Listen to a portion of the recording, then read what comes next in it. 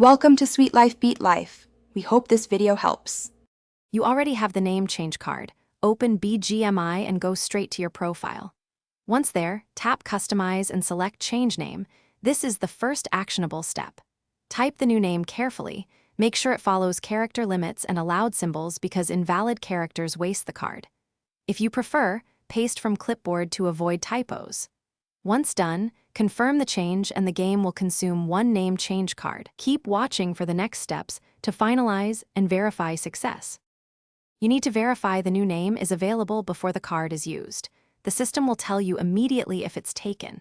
If the name contains banned words, swap letters, or add numbers, this is why knowledge of allowed characters matters. Make sure your connection is stable. Server lag can delay confirmation, so wait a few seconds and then reopen your profile to ensure the name changed. If the card wasn't consumed yet, you can edit and try again without permanent loss.